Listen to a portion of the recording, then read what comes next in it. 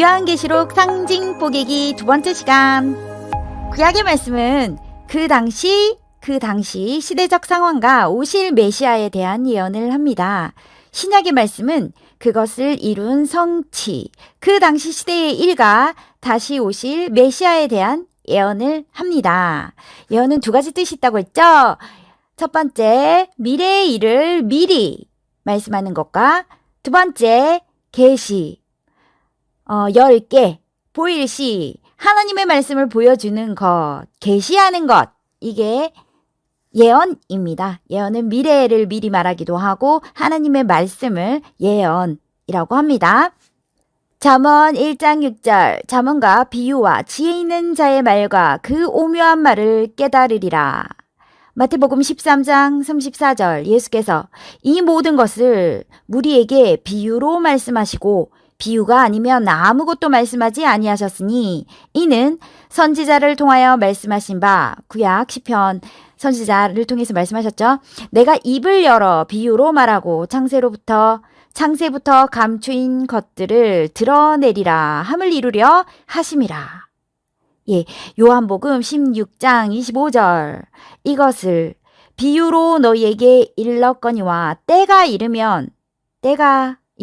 됐습니다. 상징이 다 밝혀지고 있으니까요. 다시는 비유로 너희에게 이르지 않고 아버지에 대한 것을 밝히 이르리라. 때가 이르면 예수님이 다시 오시면 상징을 밝히 이르십니다. 고로 말씀을 함부로 풀지 말라고, 억지로 해석하지 말라고 하셨습니다. 때가 되니 고린도전서 13장 9절, 우리는 부분적으로 알고 부분적으로 예언하니 온전한 것이 올 때에는 성약이 오면 예수 그리스도께서 다시 오시면 재림하시면 이 부분적으로 하던 것이 패하리라. 네, 완전해진다는 거죠. 자, 일단 성경을 볼 때는 각자 자기가 끼고 있는 자기만의 자기색 안경을 벗고 마음을 샥 비우고 봐야 합니다. 하나님 말씀이니까요. 자, 저번에 12장까지 했으니까 자, 그럼 또 시작하겠습니다. 13장. 여기 보면 두 짐승이 나오는데요. 이 두 짐승은 무엇일까요? 무엇을 상징하는 걸까요? 666도 나오죠? 다니엘의 이상에도, 구약의 다니엘의 이상에도 짐승이 나옵니다. 구약을 보면 신약과 너무 달라했어요. 구약의 다니엘의 이상에도 짐승이 나와요. 독수리 날개를 가진 사자, 곰, 4개 날개 표범, 10뿔을 가진 짐승이 묘사돼 있어요. 요한계시록, 신약의 요한계시록과 너무 비슷하죠? 다니엘은 바빌론의 포로로 잡혀갔어요. 그 당시 이스라엘 민족들은 나라도 잃고 바벨론, 페르시아, 메데, 헬라, 로마 등등의 강대국에 시달림을 받았습니다. 요한계시록을 쓴 요한도요, 대놓고 로마라고 못하니까 짐승으로 상징해서 예언을 했어요. 자, 하나님을 믿는 성도를 괴롭히는 큰 성 바벨론, 또 구약엔 바벨론, 신약엔 로마가 짐승, 사단의 하수인으로 상징되어집니다. 요한계시록의 12장, 10뿔, 7머리, 10면류관을 쓴 짐승, 마찬가지로 표범, 곰발을 하고 있고요. 표범처럼 생기고 곰발을 하고 있고 사자 입을 하고 있어요. 사자 입처럼 삼켜요. 이 용이 42달을 일할 권세를 받습니다. 오른손이나 이마에 표를 받지 말라고 예언을 했어요.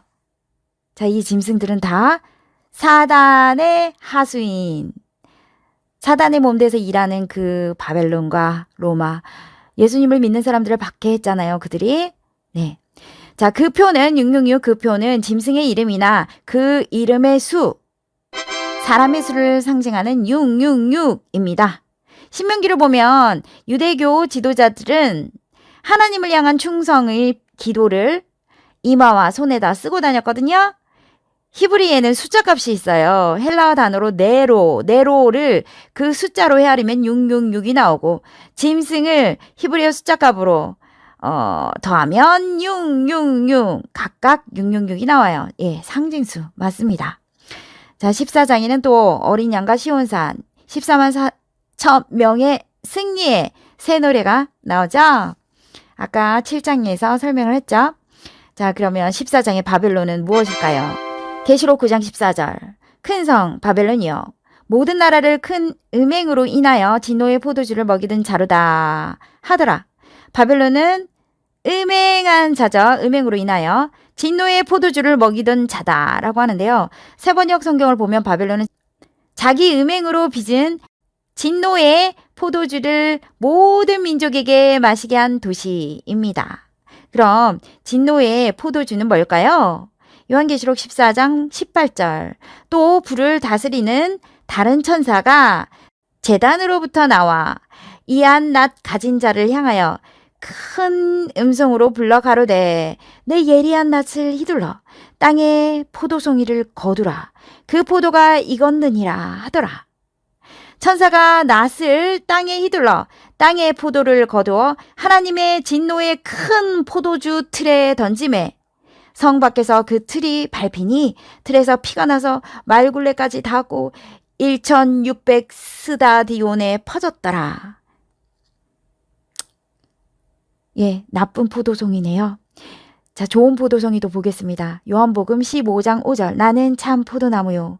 내 아버지는 농부라. 무릇 그러하리라. 나는 포도나무요. 너희는 가지라. 그가 내 안에 내가 그 안에 거하면 이란 말씀이 나오죠. 여기서 포도나무는 예수님이죠. 바벨론은 들포도입니다. 못 먹는 포도예요. 또 익은 곡식은 성도를 말합니다. 이사야서 5장 4절 보면 나옵니다. 내가 내 포도원을 위하여 행한 것 외에 무엇을 더할 것이 있으랴. 내가 좋은 포도 맺기를 기다렸거늘. 들포도를 맺으면 어찌 됨인고 화 있을진저. 예, 포도도 예수님을 잘 섬기고 믿고 따르면 참포도고요. 하나님의 진노의 포도주 틀에 들어갈 우상을 섬기고 따르면 들포도입니다. 17장. 음료는 무엇일까요? 요한계시록 17장 3절. 곧 성령으로 나를 데리고 광야로 가니라. 내가 보니 여자가 붉은빛 짐승을 탔는데 그 짐승의 몸에 하나님을 모독하는 이름들이 가득하고 7머리와 10뿔이 있으며 그 여자는 자줏빛과 붉은빛 옷을 입고 금과 보석과 진주로 꾸미고 손에 금잔을 가졌는데 가증한 물건과 그의 음행에 더러운 것이 가득하더라. 그의 이마에 이름이 가득하였으니 비밀이라. 큰 바벨론이라. 땅의 음료들과 가증한 것들의 어미라 하였더라. 여자는 큰 바벨론을 또 땅의 음료와 가증한 것들의 어미죠. 하나님께 바라는 민족을 말합니다. 금전에는 성도들의 피와 예수의 증인들의 피, 이 피에 취한 여자, 곧 붉은 옷, 금과 보석, 진주로 꾸민 가증한 음행한 여자를 상징합니다. 요한계시록에 예수님도 용도, 짐승도 다 뿔이 있는데 이 뿔은 무엇을 상징한 것일까요? 뿔, 다니엘서 7장 20절. 또 그것의 머리에는 10뿔이 있고 그 외에 또 다른 뿔이 나오매 새 뿔이 그 앞에 빠졌으며 그 뿔에는 눈도 있고 큰 말하는 입도 있고 그 모양이 동류보다 강하여 보인 것이라. 뿔은 눈도 있고 입도 있다. 눈과 입이 있으면 사람이죠. 다니엘서 7장 24절. 그 10뿔은 이 나라에서 일어날 10왕이요. 그 후에 또 하나가 일어나리니 그는 먼저 있던 자들과 다르고 또 새 왕을 복종시킬 것이며 10뿔은 10왕. 예, 왕을 상징합니다. 뿔이 빠졌다는 것은 죽었다거나 죽었거나 멸망했다는 의미입니다. 네, 왕들이 서로 싸우죠. 옛날에 왕들을 다 나라마다 세우고 그 왕들은 다른 나라를 침략했습니다. 자, 뿔로 비유한 이유는 무엇일까요? 동물 가운데 뿔 있는 동물이 많습니다. 염소, 황소, 코뿔소 다 그 뿔로 싸웁니다. 뿔로 치고받고 하죠. 뿔은 권세, 힘을 상징합니다. 고로 뿔이란 싸움을 일삼는 왕들을 두고 한 말입니다. 예수님 어린 양, 양은 뿔이 없잖아요. 근데 뿔이 있다고 했지 않습니까? 뿔은 권세, 좋은 권세, 권세가 힘이 있다면 하나님 의로운 힘을 써야 되겠죠.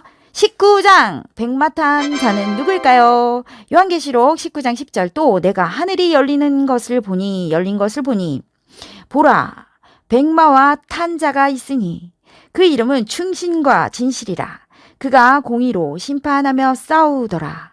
그의 입에서 예리한 검이 나오니 그것으로 만국을 치겠고 친히 저희를 철장으로 다스리며 또 친히 하나님 곧 전능하신 이의 맹렬한 진노의 포도주 틀을 밟겠고.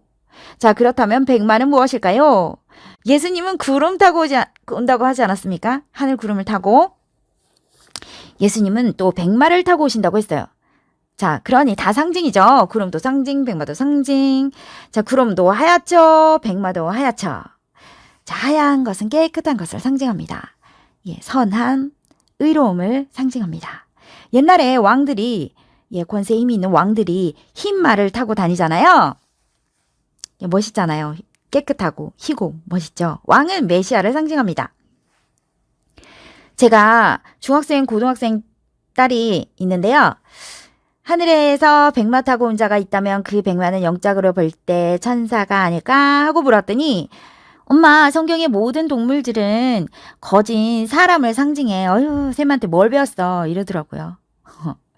요한계시록 19장 14절 하늘에 있는 군대들이 희고 깨끗한 세마포를 입고 백마를 타고 그를 따르더라.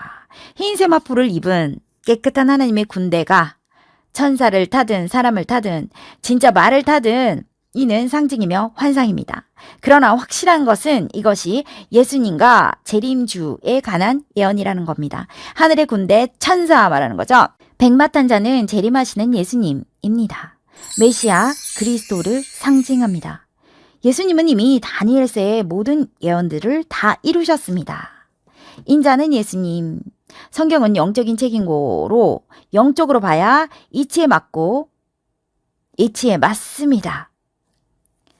육적으로 보면 2000년 전 예수님은 십자가상에서 희생하신 예수님이 보이지만 2000년 전에도 영적으로 보면 영원한 하나님의 권세를 받은 그의 나라는 패하지 않을 영광 중에 하늘 구름 탄 최고 중 최고의 인자이십니다. 사람이십니다. 사람 인자죠. 육계에서는 고난을 받으셨지만 영계에서는 영광 중에 빛나는 최고의 인자이십니다. 육계에서도 작게는 영광을 받으셨죠. 호산나 호산나.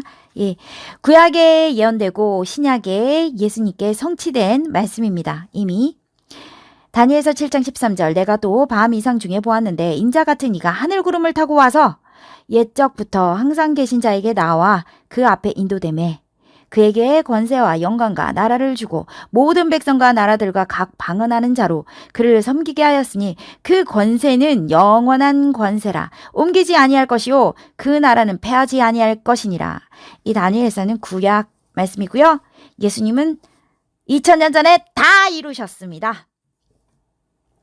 20장 용은 무엇일까요? 사탄, 루시퍼입니다. 요한계시록 12장 9절 큰 용이 내쫓기니 곧 옛 뱀, 곧 마귀라고도 하고 사탄이라고도 하며 온 천하를 깨는 자라. 그가 땅으로 내쫓기니 그의 사자들도 그와 함께 내쫓기니라. 옛뱀이라 하니 옛날에 아주 옛날 창세기 보면 6000년 전에 옛뱀이 나옵니다. 창세기 3장 13절 여호와 하나님이 여자에게 이르시되 네가 어찌하여 이렇게 하였느냐? 여자가 이르되 뱀이 나를 꿰므로 내가 먹었나이다. 예.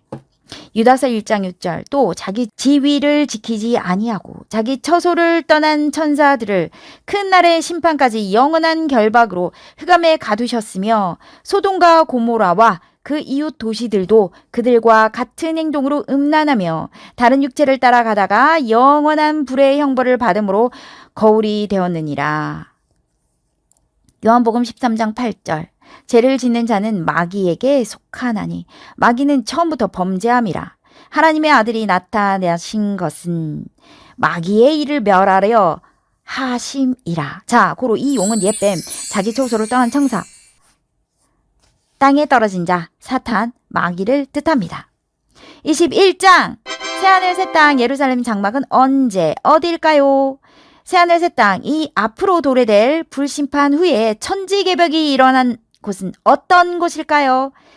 자, 그러나 베드로서의 말씀을 보면 베드로후서 3장 7절 이제 하늘과 땅은 그 동일한 말씀으로 불사르기 위하여 예수님 때 이 예언은 이루어졌나니 이 땅은 말씀으로 불살라졌습니다. 실제 불로도 심판이 일어나긴 했지만 말씀으로 더 강력하게 일어났습니다. 영적 실상이 받아들인 자는 새 천지요 받아들이지 못한 자의 영적 체온은 처참했습니다. 심판을 받았습니다. 베드로후서 3장 13절 우리는 그의 약속대로 의가 있는 곳인 새 하늘과 새 땅을 바라보도다. 베드로는 이미 새 하늘과 새 땅을 바라봤어요. 베드로가 이미 고백했습니다. 이미 예수님으로 인해서 새 하늘과 새 땅이 이루어졌습니다. 저도 저 베드로의 고백의 의미를 알고 있습니다. 확실히 알고 있습니다. 요한계시록 21장 1절 또 내가 새 하늘과 새 땅을 보니 요한 또한 새 하늘과 새 땅을 이룹니다. 정말 그러한지 구약에 새하늘 새 땅 예언이 있는지 없는지 알아보면 되지 않겠습니까? 구약에 새하늘 새 땅을 예언했고요. 베드로와 요한 등등은 새하늘 새 땅을 내가 이미 바라봤다라고 말하면서 요한계시록의 21장 21절은 또 성약의 새하늘 새 땅을 예언하고 있습니다. 이 예언은 미리 말하는 거죠. 자, 구약의 예언을 보겠습니다. 65장 17절 보라 내가 새 하늘과 새 땅을 창조하나니 이미 하나님께서 구약에 예언을 하셨어요. 자, 22절 나 여호와가 말하노라. 나의 지을 새 하늘과 새 땅이 내 앞에 항상 있을 것 같이 너희 자손과 너희 이름이 항상 있으리라.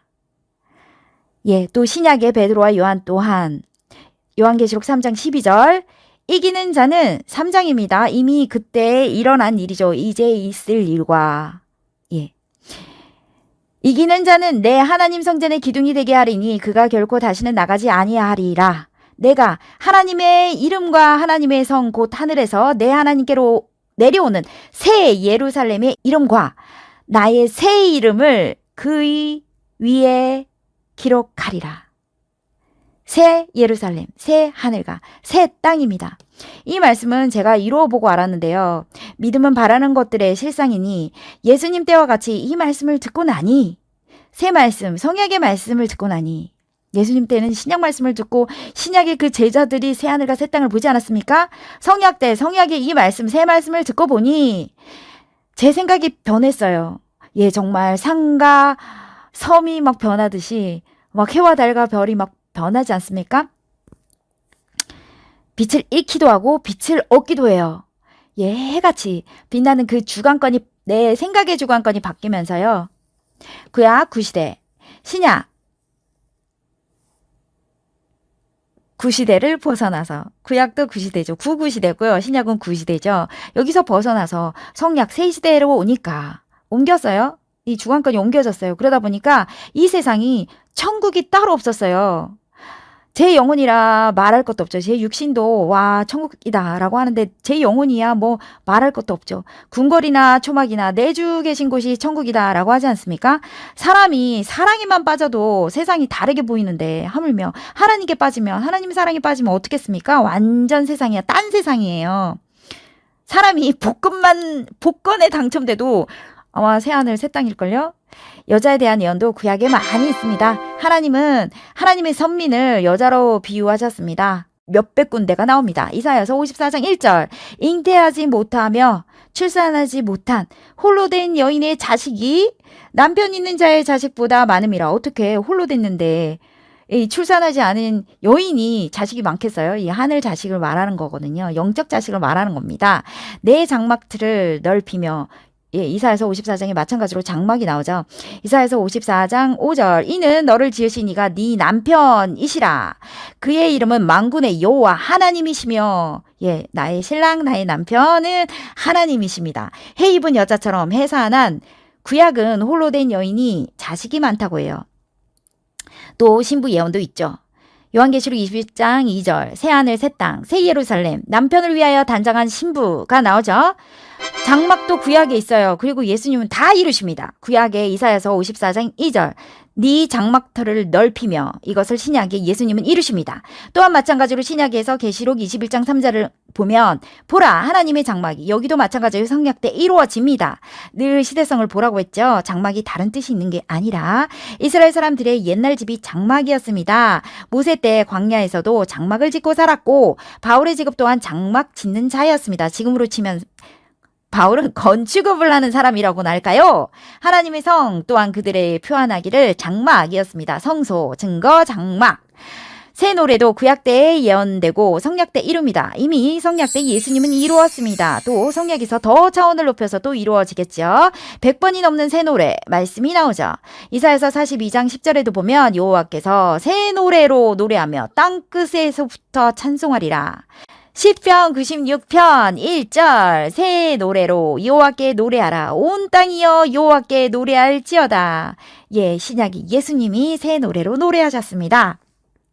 성약 때 또 새로 오시는 재림주 님께서 또 새 노래로 노래하겠죠. 새 말씀을 선포하실 것입니다. 요한계시록 5장 9절 그들이 새 노래를 불러 이르되 아니 하나님께서 구약의 종들을 신약에 예수님으로 인해 아들로 차원을 높여 성격시켜 주셨으니 성약 때 신부로 또 영을 성장시키고 차원 높여 주시는데 새 노래가 절로 나오지 않겠습니까? 신부송이죠. 저는 어릴 때 교회 다닐 때 목사님들이 막 겸손한 척 하시면서 주의 종 이 하는 게 왜 이렇게 듣기 싫었나 모르겠어요. 아유, 저는 진짜 종처럼은 살고 싶지 않은데 하면서 그런데 정말 그 소원을 이뤘어요. 정말 주님의 하나님의 신부가 되니까요. 이게 시켜서 사랑하는 게 아니고요. 진짜 사랑이 막 우러나요. 마음에서. 와, 하나님 너무 감사합니다. 저를 살려주시다니, 저를 만들어주시다니, 저를 깨끗하게 해주시다니. 자, 마지막으로 우리가 정결한 처녀, 하나님의 깨끗한 신부가 되어 말씀으로 잘 단장하길 원하면서 마치겠습니다. 고린도후서 11장 2절. 예. 내가 하나님의 열심으로 너희를 위하여 열심을 내노니 내가 너희를 정결한 처녀로 한 남편인 그리스도께 드리려고 중매함이로다. 요한계시록 21장 2절. 또 내가 봄에 거룩한 성 새 예루살렘이 하나님께로부터 하늘에서 내려오니 그 예비한 것이 신부가 남편을 위하여 단장한 것 같더라. 22장 남아있네요. 22장 하고 마치겠습니다. 22장 생명록 새벽별 생명나무는 무엇일까요? 마라나타 주여 속히 오시옵소서. 지금도 계시를 받는 자들이 있거든요. 하나님의 계시를 받는 자들이 옛날 신약까지만 있었던 게 아니라 지금도 있습니다. 그들이 정말 천국에도 가요. 천국 간 자들이 너무나 많아요. 천국에 가서 정말 인치인자의 이름이 저 생명록을 보고 왔대요. 그러니까 천국에는 생명록이 있다는 겁니다. 그 다음에 새벽별은 당연히 예수님 상징이죠. 별. 큰 별. 큰 사람. 별 중에서 밝은 별인데요. 최고 밝은 사람. 이 밝은 별 중에 하나인 루시퍼는 빛을 잃었어요. 이 새벽별은 당연히 예수님 상징이죠. 자, 생명나무란 좀 깁니다. 마지막으로 힘을 내서 창세기 2장 9절 여호와 하나님이 그 땅에서 보기 아름답고 먹기에 좋은 나무가 나게 하시니 동산 가운데는 생명나무와 선악을 알게 하는 나무도 있더라. 하나님이 아담을 만드시고 하와를 만드셨죠. 이 에덴 동산 가운데 생명나무와 선악나무가 있었어요. 동산 가운데 생명나무는 무엇일까요? 우리 선생님께서 성경에 문제도 있고 답도 있다고 하셨어요. 선생님께서 비유의 말씀을 풀어 가르쳐 주시기를 스가랴서 11장 2절 우상 숭배자들을 상수리 나무로 시편 92장 12절 의인은 종려나무 같이 번성하며 자, 의인을 종려나무 백향목으로 비유했어요. 요한복음 15장 5절 나는 포도나무요 너희는 가지라. 예수님을 포도나무로 비유하셨습니다. 성경에는 의인도 악인도 나무로 사람을 나무로 비유했습니다. 고린도전서 15장 45절 기록된 바 첫사람 아담은 산 영이 되었다 함과 같이 마지막 아담은 살려주는 영이 되었나니 첫사람 아담은 산 영이었어요. 산 영이었다니까요. 산 영이었는데 타락됐어요. 살려주는 영이 되지 못했습니다. 후 아담은 예수님이셨죠. 마지막 아담. 후 아담 두 번째 온 아담은 살려주는 영 바로 예수님이셨습니다. 고로 예수님도 아담입니다. 요한계시록 22장 14절 그 두루마기를 빠는 자들은 복이 있으니 이는 그들이 생명나무에 나아가며 문들을 통하여 이성에 들어갈 권세를 받으려 함이로다. 첫 아담은 아담, 마지막 아담, 후 아담은 예수님이라 했으니까 고로 첫사람 아담도 생명나무입니다. 첫사람 산영 아담은 생명나무입니다. 고린도전서 15장 22절. 아담 안에서 모든 사람이 죽은 것 같이 그리스도 안에서 모든 사람이 삶을 얻으리라. 예수님 안에서 생명나무는 예수님 안에서 모든 사람이 삶을 얻었습니다. 고로 예수님은 생명나무이십니다. 잠언 3장 18절. 지혜는 그 얻은 자에게 생명나무라. 지혜를 가진 자는 복되도다. 지혜자는 생명나무입니다. 잠언 15장 4절. 올량한 혀는 곧 생명나무라도 패려한 혀는 마음을 상하게 하느니라. 예, 올량한 분은 생명나무입니다. 잠언 11장 30절. 의인의 열매는 생명나무라. 의인은 생명나무입니다. 지혜로운 자, 올량한 자, 의인, 인자가 바로 생명나무입니다. 첫사람 산령 아담이 생명나무입니다. 아니죠. 생명나무였죠. 예수님도 생명나무십니다. 영이 없거나, 예, 나무죠. 나무 같은. 영이 죽었거나 영이 미완이면 그냥 나무 토막, 고기 덩어리에 불과합니다. 영이 있어도요. 영이 없거나 죽었거나 미완이면 그냥 나무입니다. 그런데 산령이 되면 생명나무입니다. 요한계시록 2장 7절. 기 있는 자는 성경이 교회들에게 하시는 말씀을 들을지어다. 이기는 그에게는 내가 하나님의 낙원에 있는 생명나무의 과실을 주어 먹게 하리라. 22장 2절. 요한계시록 2장은 그 당시 있었던 일이죠. 여기 생명나무는 바로 예수님입니다. 낙원이잖아요. 천국 열리기 전에 낙원이요. 요한계시록 22장 2절. 길 가운데로 흐르더라. 강 좌우에 생명나무가 있어 12가지 실과를 맺히되 달마다 그 실과를 맺히고 그 나무 잎사귀들은 만국을 소성하기 위하여 있더라. 2장의 생명나무와 14장의 생명나무는 다릅니다. 22장 2절의 생명나무는 진짜 천국에 있는 생명나무, 영계나무입니다. 진짜 나무요. 영계에 있는 나무요. 상징적인 의미의 생명나무이기도 하고요. 그리고 14장의 생명나무 앞에 나아간 요한계시록 22장 14절에 두루마기를 바는 자는 복이 있나니 이는 그들이 생명나무에 나아가며 이것은 재림주입니다. 세마포 히노시 의의 행실이었죠. 두루마기를 빠는 자는 회개하는 자입니다. 예수님은 생명나무, 고로 회개함으로 의의 행실을 함으로 그리스도 메시아, 재림주 앞에 나아가기를 기도드리겠습니다. 이상 끝입니다. 수고하셨습니다. 제가요 30분 안에 이거 마치려고 정말 노력했어요. 1장을 찍었는데 40분이나 걸려갖고 제가 줄이느라 힘들었거든요. 조금 더 임팩트 있게 15분 내로 이 요한계시록 1장 2장 해서 30분 내로 전달해 드리는 것을 목표로 해서 계속해서 좀 만들어 보도록 해볼게요. 화이팅 화이팅 할 수 있다 화이팅. 우리 중고등부는 힘들잖아요. 제가 말을 좀 빠르게 하긴 했는데 어르신들은 하려면 좀 더 천천히 하나하나씩 해도 될 것 같은데요. 여튼 화이팅!